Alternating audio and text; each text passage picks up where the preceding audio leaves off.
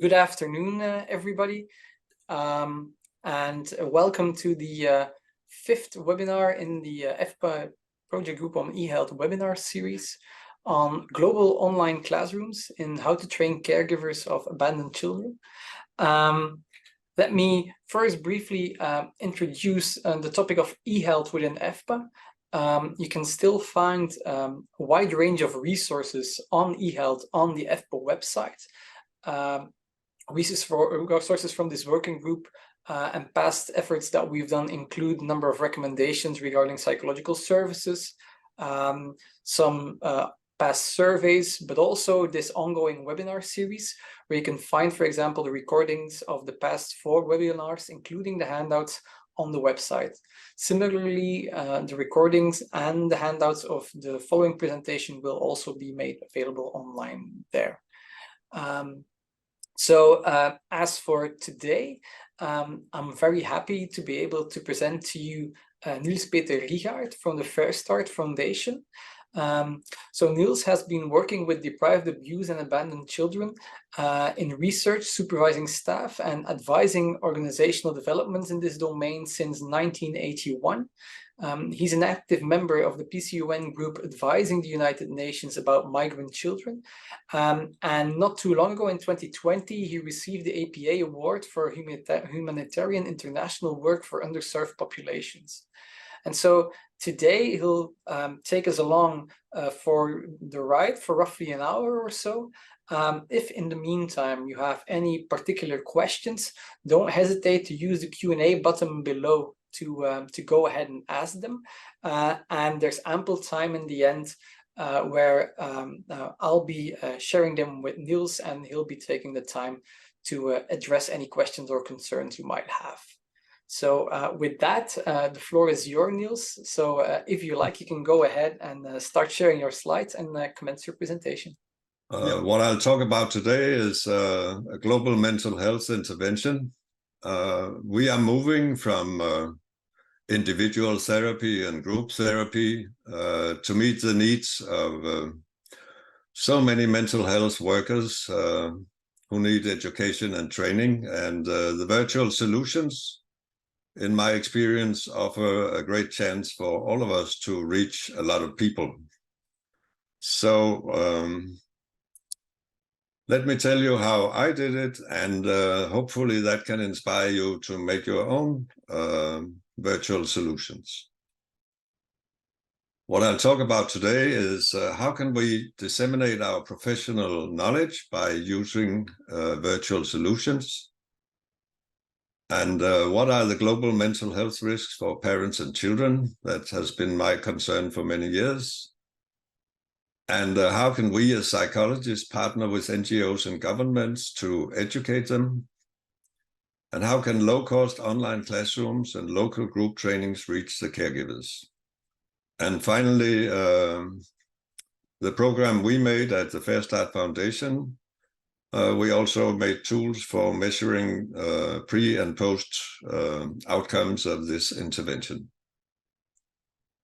Yep. My background is that I've been working with these children, adopted and deprived children, since 1981. I wrote some books in Danish, but in 2005 I published a book in English, and to my surprise it was published in 12 languages. So I was invited around the world for university lectures, and every time I was out there I looked up orphanages, foster care systems, and so on, to study how they were organized, because I'm also an organizational psychologist. So it was really interesting to see how do different governments organize this work. The general observation from all this was that the main cause of poor child development outcomes when children are in care is that the caregivers are uneducated and underpaid, and they care for too many traumatized children. And that's the reason why all the money we invest in alternative care doesn't give a very good output. Even in Denmark, a lot of, only 1/3 of children who are in alternative care pass the 9th grade and get a job, in spite of all the money we put into it, billions. So what did I see when I was traveling around? I saw, here are 3 examples. I worked with Bulgarian and Romanian orphanages back in the 90s, and there were groundbreaking research made in stimulation and child brain development. This is one example. The staff only cared for material matters. There were 5 caregivers for 60 children, and children were in beds most of the time, and there was no interaction or social emotional stimulation for them. And you can see the outcome in the picture, because this girl was normal when she entered the orphanage and at age 1. And in this picture was taken when she was 17 years old. So the brain is the social organ. That was the conclusion from all this research. And social emotional stimulation is paramount for child development.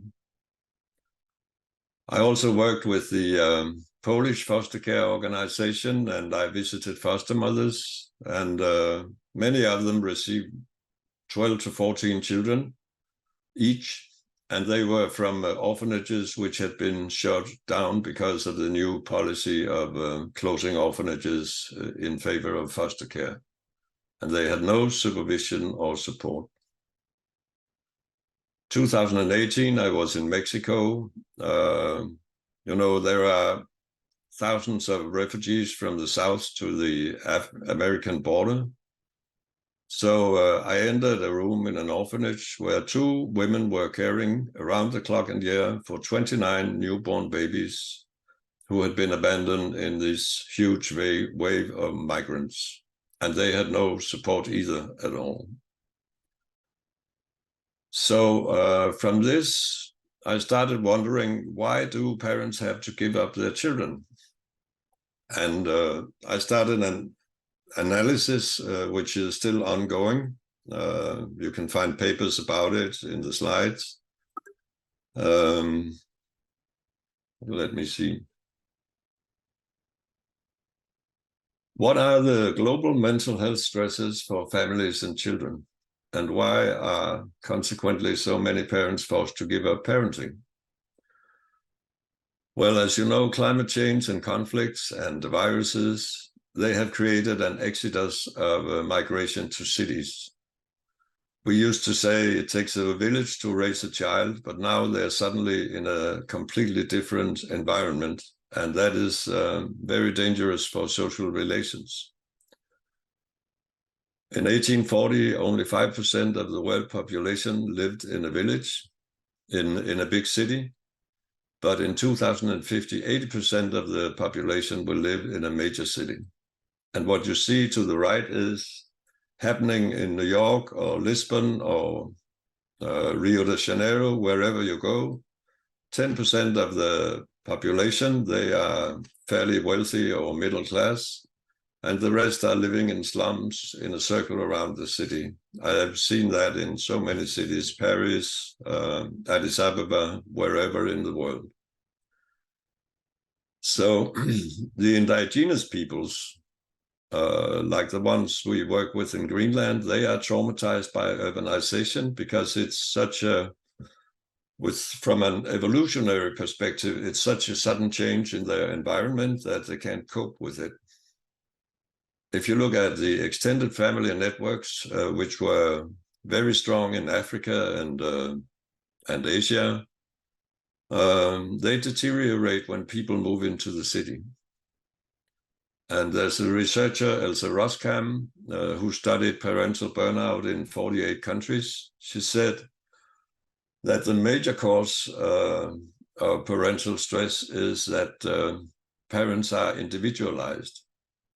In Denmark, we have 50% divorces, and 1/3 of all parents live alone. What also happens is that birth rates drop dramatically, while the elderly live longer And that means that all funding is going to the elderly and not to children and youth. Here are some of the outcomes of this very sudden change. Looking at the evolution of mankind, we spread for thousands of years across the globe, but now everybody is going to the city. Today, even before COVID in 2019, the United Nations counted 153 million orphans from uprooted and refugee families. Today, it's probably the double. We see poor mental health for children and youth, even in rich countries, the US, Denmark, wherever you go, most of Europe, because they experience so many separations early in life when they are put into kindergartens and schools and have many shifts in caregivers and teachers. And it has simply happened too fast. For traditional people, adapting to urban life is a challenge. And what we also see, because of decades of low birth rates, is that we have a lack of mental health staff, a lack of child family support, and a lack of childcare for governments in general, even in Denmark. So after defining what are the general global stresses for parents and why are some even at the point of giving up their children, I had this idea. How can we help organizations responsible for children who are in alternative care? So my idea was we build an international bridge between researchers, NGOs and government agencies who are responsible for childcare systems and the daily caregivers. So what we do is we make educations for their staff to train local groups of foster parents, group home staff, teachers, high-risk parents, social workers. And for each of them, we design caregiver group training programs in local languages used by the students. But I couldn't start yet because I had to find out what is really quality care environments for children. And I wanted to have an intercultural definition of this, because that's very difficult from what is good care is different from one country and culture to another. So I spent some years, I invited an international network of researchers, and they have been extremely helpful. Perhaps you can recognize some of the names, but they were from Bangladesh, from Chile, from the US, from Europe, from Spain, God knows where, from Africa. And they contributed with their recommendations for childcare. So this is ongoing, and still more researchers are contributing to these definitions and their recommendations for best childcare.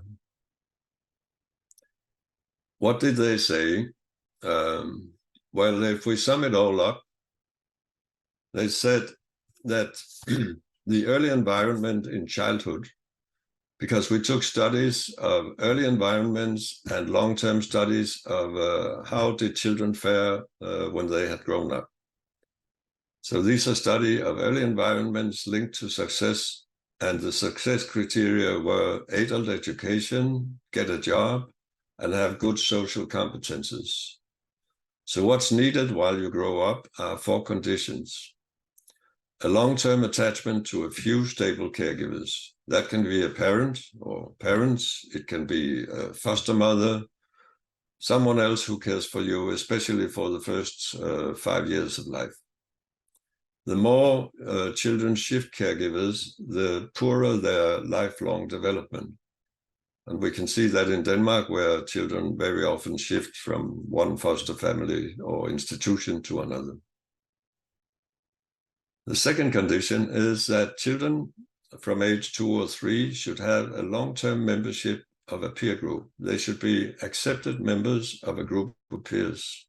in school or at home or in the street or wherever, because that's where you learn how to enter a social network and how to make social relations.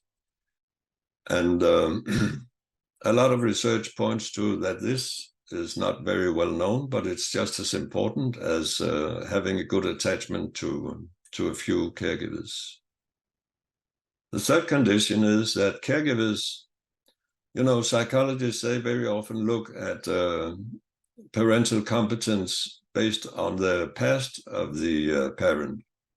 Has the parent been traumatized and so on? But what you see in research is that social isolation reduces your ability to care for your children. Social isolation is one factor, and poverty as a provider is another factor. So the caregivers should have a social network as well, where they can discuss how do I care for my child, what are the problems, my challenges. So this is very important. And condition number 4 is that all the stakeholders in the child, the parents, the school, the daycare, the social workers for high-risk families, they should agree on their view of the child, how they see it, and what the child needs, and who takes the decisions. They should agree on, for example, where should the child live and who should have the legal authority over the child. For example, there's a study of 9,000 Danish children. They were born in 1982, and they were looked at when they were 32 years old. If their parents had stayed together until they were 18, there were doubled as many who had a job and a good income when they were 32 as compared to parents who divorced during the childhood of the child, because that puts children in a loyalty conflict. That's just one example of stakeholders in the child who don't agree, and how damaging this is to the child's feeling of having a secure base. So based on these recommendations and a lot of other things, I contacted the School of Social Health in my hometown, Aarhus in Denmark, and suggested that we make educations. And we contacted leaders of foster and orphanage organizations, and we visited each other institutions, and we developed an education and training programs where they trained their staff with sessions in 10 different languages. This was funded by 2 European Union lifelong learning projects. And over the years, the 5 years, we made 2 program versions, one for foster family training and one for training group home care. So the results were good, and I thought, okay, that was exciting. So what? But then a Japanese psychiatrist contacted me, and we made a version in Japanese. He translated all the programs and put them on the university site. And then I was contacted by an NGO in Indonesia, and we made a version for training orphanage staff in Bahasa version.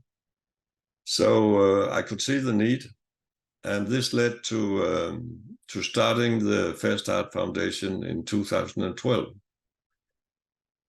Yep.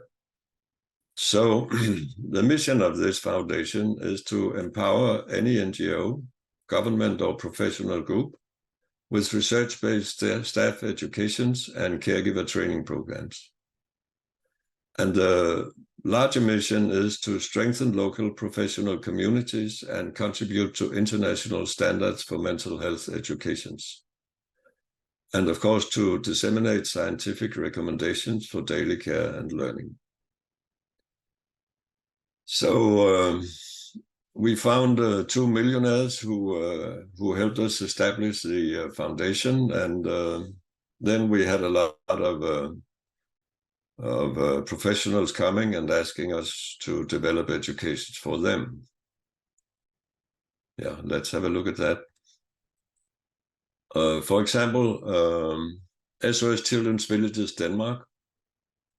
In 2018, they asked us to make educations, and their strategy was that children should no longer live in SOS Children's Villages. The SOS mothers should move out and become foster parents in their local community, and the children should stay in their own culture. And the second one was to reintegrate as many children as possible into their families. So family reintegration and moving out as foster mothers was essential. The way we do the education is that we go out after making research in the local culture, and then we start a class of like 25 or 30 staff. And we teach them about attachment theory, learning theory, and group development theory.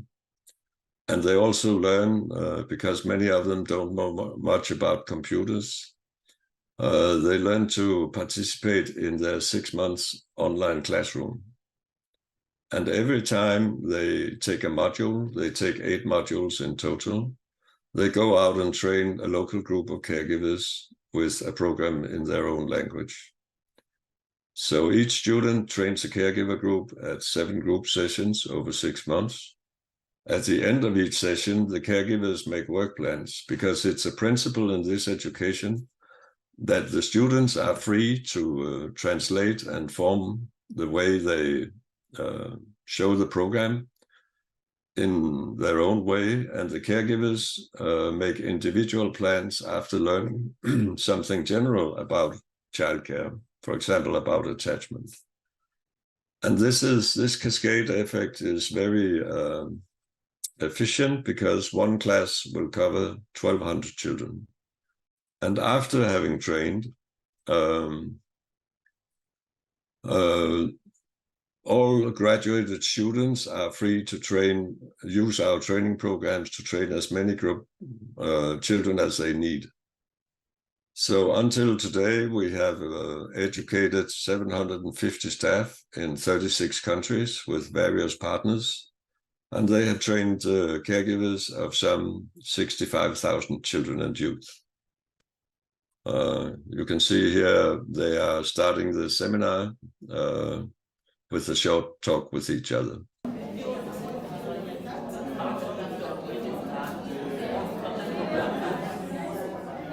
This class is social workers. Sorry. I just returned from Tanzania, from Dar es Salaam, and we started 2 classes of social workers who work in the slums of Dar es Salaam, and they train groups of high-risk parents in quality care. We've been to Tanzania before, and then we educated SOS Children's Village staff with the same program. So it's very versatile.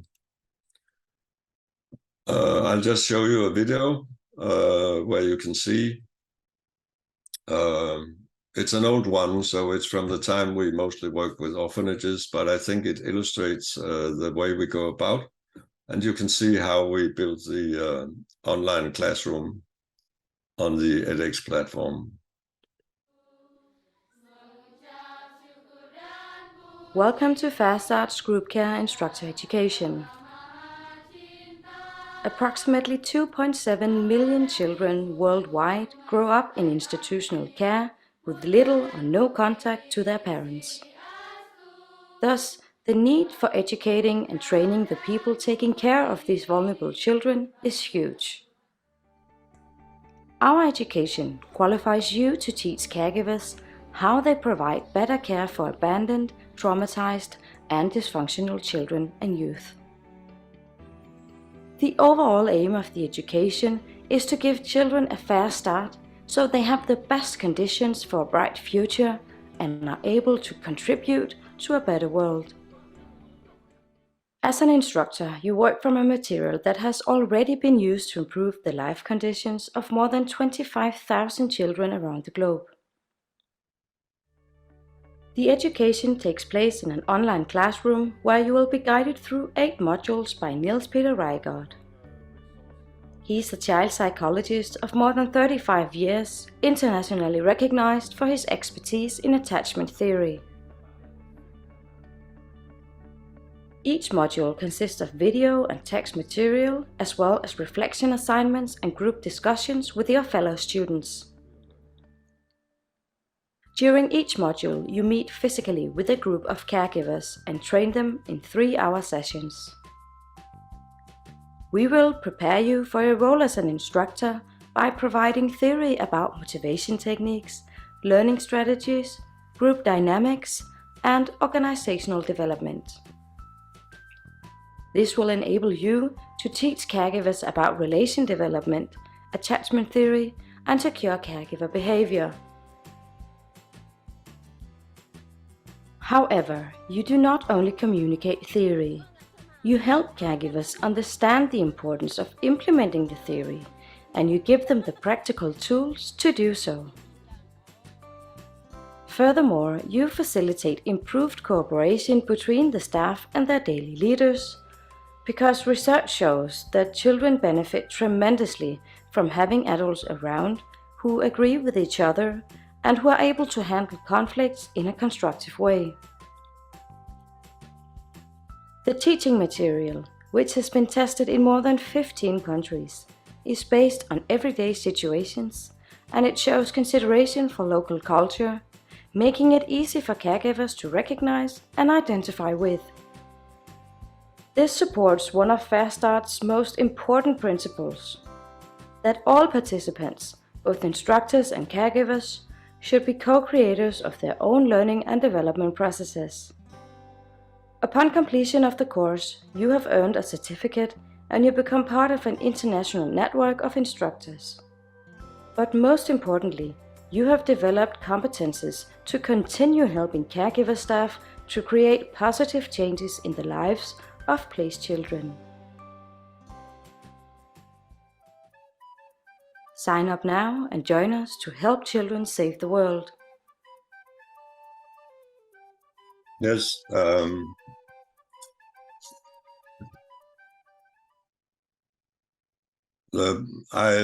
If you want to make an education yourself, you can in fact do it if you know some IT people, because we made this education on the edX University platform for educations. It was designed by Harvard and MIT, and it's a very useful tool because it has everything needed, and the software is free. So if you know an IT expert, you can make your own education. Okay. Here are some examples of who we trained. This is a Danish facility for youth at high risk. Here's another example. Oh. Here's another example. In 2017, the Social Board of Greenland government, they asked us to make 2 educations. One was a cross-professional for pedagogues, teachers, social workers, and another was for foster family consultants. And since people in Greenland many of them don't speak Danish or English, so we made it in both Danish and Inuit language.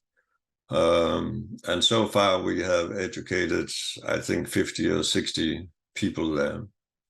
Greenland is very devastated by urbanization and colonization. So it's difficult for people. 7% of the children are in alternative care, and one social worker told us she has 132 cases a year for children in care. So, but as you can see, it's always about people who really want to do something for their fellow people. Yeah. Here's an example of what we did when SOS Children's Villages asked us to make this program for their strategy to move out children. We made a research tour in Rwanda and Tanzania, and we studied care systems, government, legislation and policies. And we went to villages and talked to local leaders and tried to understand the culture. We also interviewed, we made video interviews with locals about their cultural strengths and, of course, challenges. And in this way, we produced videos for the African versions of the programs. Today, they are in, I think we have 3 or 4 African languages. All in all, we have educated people in 9 African countries now since 2018. So that's the way we go about. To us, it's very important that people feel that they can recognize what they see and learn, and the program should be theirs and not especially ours. So it's always a balance between the general knowledge from research and then adapting it to a local culture. I think that's why the program has been successful, because we respect and try to understand the local culture. Okay, here's an example of a boy. It's just from one of the training programs. I can show you all of them later. But, you know, attachment theory is basic and everybody understands it, regardless of culture. So this is a foster mother who has been trained, and first she makes a boy feel secure. And then, of course, whenever he feels secure, he's ready to leave her and explore the world. So this is just one example of the videos we make.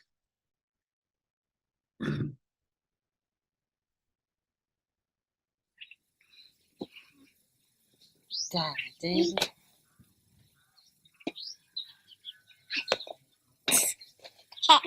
Daddy.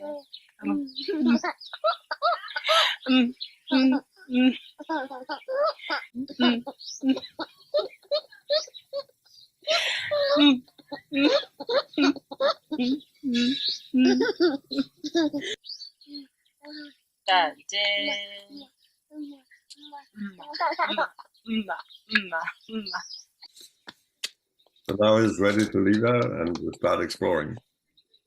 The big thing is that if you don't have a secure base, your exploration won't start.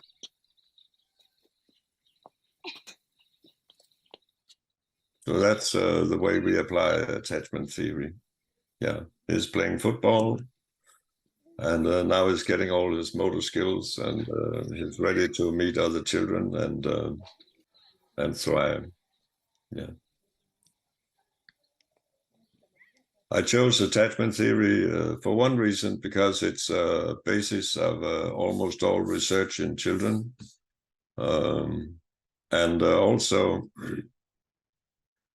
because it's universally understandable. It doesn't matter what culture you're in, people understand it immediately and they take it in.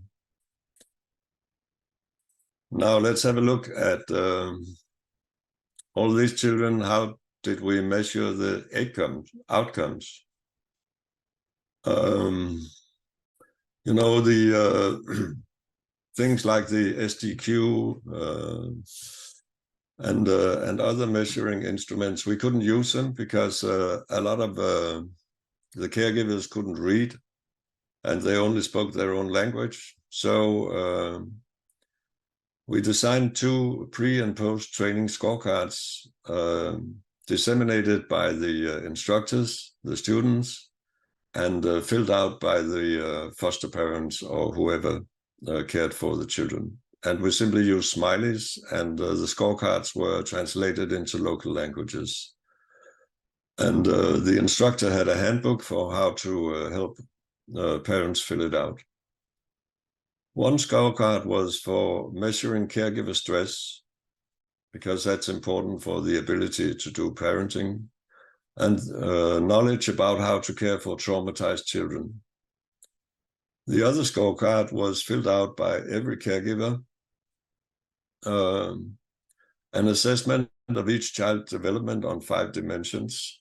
What do you think is the child's emotional state, its ability to show social behavior and exploration behavior? Does the child trust in you as a caregiver? And does the child show endurance in difficult tasks, meaning that if it meets something difficult, how long will it keep on trying? So Professor Hegger, Tobias Hegger from Bielefeld University, he made a validity study comparing it to other instruments for child development. And he found that it's very reliable, measuring child development from age 0 to 12.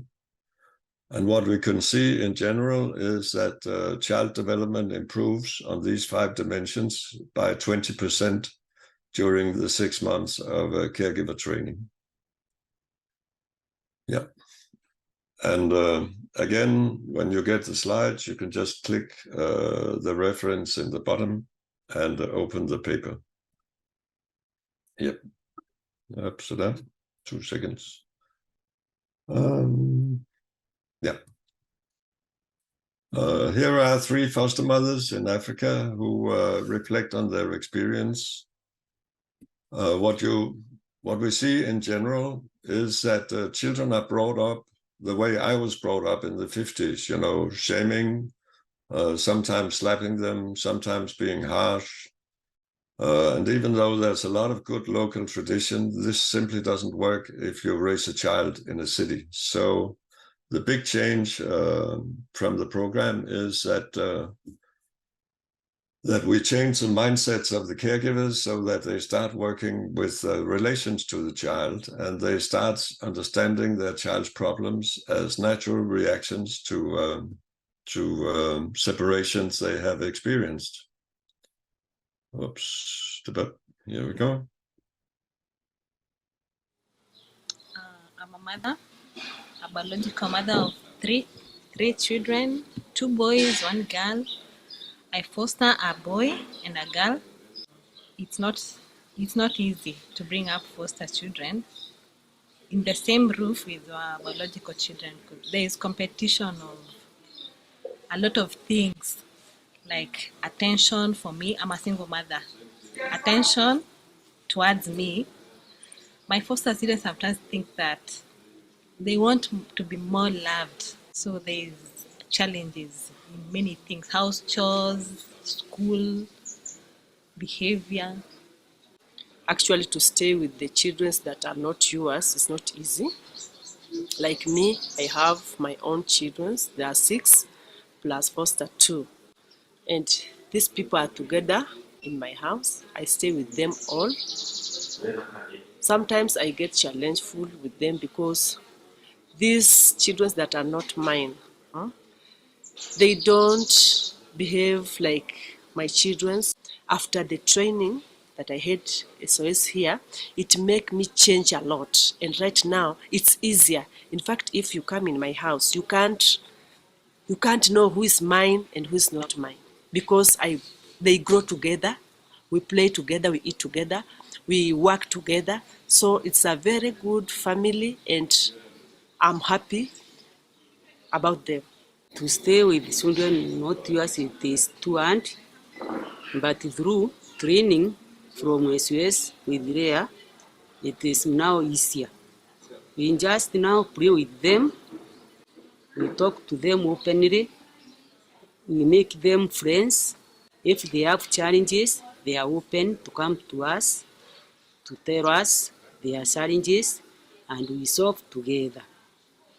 Before you do training of Fairstart, when the baby made a mistake, I am going to take a stick and start beating. But from training, we have told beating is not a solution. The solution is to make a friend and talk one-on-one, and so that you can solve the problem. Before it was very difficult, but the training we came here, Fairstart, with Leah changed a lot in my house. Now we are friends. I've engaged them to be closer to me as friends. We do house chores together. As we do house chores, we talk what they are going through, they confide in me. Now it is becoming easy to understand them personally, each one individually. From the training, I have experienced some things which I cannot normally know, but now I am okay. From children's, they are open to me. Now they look like me, their parents. They normally tell me anything. If the teacher or child make a mistake on the school, they come home to tell me. It's a good training. It was very good. I had difficulties with my foster daughter very much. We were fighting a lot, but I didn't know how to handle her. After the training, she has changed. Now she calls me mom. She goes to school well. My neighbors have noticed until one of them has come and asked, how have you turned this girl from what she was like that? I told her, I've gone through a training, a Fairstart training with the SOS. People used to ask the training we went because there is changes in our homes. There is changes where we stay, even those children we stay with. You know, a foster child behave fun even in school, church, community, because after all, some just say that this is not my mother, I don't have mother, I don't have parents. It has changed a lot and we appreciate. Right now we are teachers in the community, churches, in schools, and we pray for more. That's what I found in the training, and I was so happy. Okay.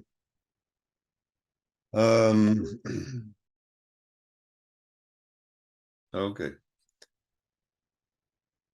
So just to finish off, we have group training sessions in 20 languages from 20 different partnerships around the world. So if you go to Fairstart Foundation and click language and training programs, then you can just click your language flag. And if you move the cursor over foster care or group care in the menu, a list will open of all the training sessions. Attachment theory, how to meet children with insecure attachment, how to talk to children about loss, and so on and so on, how to work with teenagers, and God knows what. Because all these countries have asked us for making sessions about different topics. So in the education, you take you use 7 training sessions, but all in all, if you look up for example, the African version, now we have 21 different topics in the group training sessions. The latest one we made for SOS was helping SOS mothers move out and how to reintegrate children in with their family. So that's what you can do. You can just mail us if you want to use them or study them. And if you want to see the demo version of our educations, you can just click on the blue here and click then view course, and you will get a demo. So we had a lot of visitors to our page who benefited from the programs. I think the most important thing is to share knowledge across professions and across cultures. So please study them as you like. Yep. So thank you for your attention. I'll take down the slides, and maybe I should say, if you click the link at the bottom here, you can open all my papers at Independent Academia. Okay. Yes. Thank you very much, Niels, for guiding us through this. I don't know if anyone has any questions for Niels at this point. As said previously, you can do so through the Q&A. In the meantime, I already have a first question for you, Niels, on my behalf. Okay. I was wondering, so you've relied on the edX platform to disseminate some of the insights of the Fairstart Foundation. Yeah. To what extent do you feel like that edX platform was a help to the Fairstart Foundation, in the sense that, is it essential, or could non-technological equivalents have helped equally well to disseminate the insights and the learnings from Fairstart? Of course, it depends on your project and how many resources you have. At Fairstart, we are 3 staff and a volunteer unpaid board. So I think the cascade effect, we couldn't have done it without the edX education. Of course, you can make much simpler programs if you want, but I think it has so many features. You know, it has a discussion forum, it has tutorials, you can put in your videos, you can ask exam questions and so on. So to us, we met 2 Danish IT experts from Aarhus University some years ago, and they wanted to test the software in Denmark. So they helped us set up this. They spent a year doing it. We delivered the theoretical material, but they set up the education, and without that, we couldn't have done it. But today there are hundreds of solutions. You can make podcasts, you can make God knows what. I think if you look at the development of psychology, most psychologists today, they make individual therapy, or they work with groups or in limited districts. But looking at the number of the lack of mental health staff and the number of stressed families and children, I think I kind of developed a global mindset. And we have already done that in research. We work together across borders, but we should also, in 2012, when I had finished the European project, I talked to Robert Rowe, who was the president of EFPA, and he said to me, one psychologist can make a bigger difference than 100 clinical psychologists. So I think that was one of the things that inspired me to do this. And I met many other similar projects. But this one, according to SOS Children's Villages, it saves 80% of their budget for educating staff. So that's another thing to consider, because there's not very much money in this business. In fact, there are no money at all. Okay. Yeah, thank you for that. A follow-up question, but it's a bit more content related. How does, so you have the general content of the Fairstart program, Yeah. but you adapt it to local contexts to make sure that it's culturally appropriate and relevant. Yeah. So I can assume that this indeed introduces some tension between the program fidelity on the one hand and the need to indeed tailor that to local needs on the other hand. Yeah. Could you perhaps give an example of what, for example, you needed to adapt, and how you took on this process of adapting that international content to local needs? Okay, yeah, that's building that bridge is difficult, but it can be done. The process is that when we have a new partner, for example, Indonesia or Rwanda, whatever, we first try to find as much local research as we can, and we involve local researchers. So the second thing, like I described, is that we go and interview everybody. And the third thing is, of course, that we try to understand the local organization, what are their traditional strengths, which we emphasize very much. For example, in Africa, breastfeeding is still common. children they have strong social networks, things like that. And then we ask them about what are your challenges. So when we design the program, we usually end up with something which is immediately recognizable for everybody, and they don't see it as our program. For example, this spring we started Somaliland is a very Muslim country, very traditional, but nevertheless the Somali students they go out and train mothers and foster mothers, and it's extremely successful. So it's really possible to make this mix, but the whole basis is that you must understand the people you are reaching before you do anything, and you must involve them in the process of the program design. We don't come with a finished program. We develop the local version with the people who are involved, so they take ownership of it, and that's the most important thing, I think. Yeah. All right, great, thank you. In the meantime, I have some questions from the audience. Sebastian Galindez was wondering, so first and foremost, thanks you for your presentation, but was also wondering what you think about using artificial intelligence technologies in order to improve the scaffolding process of care skills in caregivers, or even in parents in their processes of nurturing. Do you have any ideas on that? If you look at, we made a lot of research, what are the limitations of virtual learning?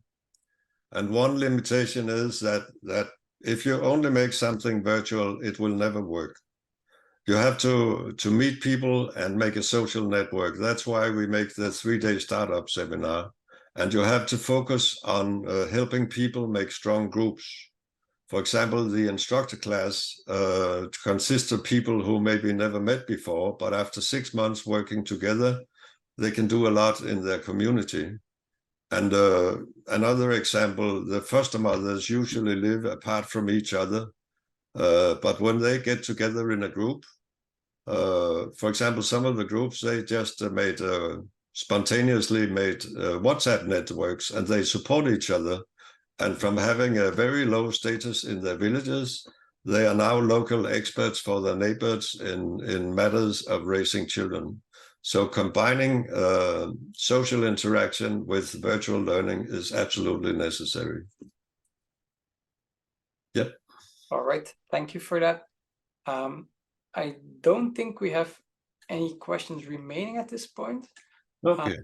So with that, I would like to conclude the webinar. I would like to thank you for your time, Niels, and congratulate you also for the massive work you've been doing for the past years, decades actually already. And to all of you, you will receive handouts along with the recording of the webinar. If you want to revisit some passages, you'll receive that in the next couple of days. And obviously, if you need more information, definitely also reach out to Niels or go to the Fairstart Foundation website. And thank you all for being here, and have a nice day. So thank you for your attention. Cheers. Bye-bye, everybody. Bye-bye.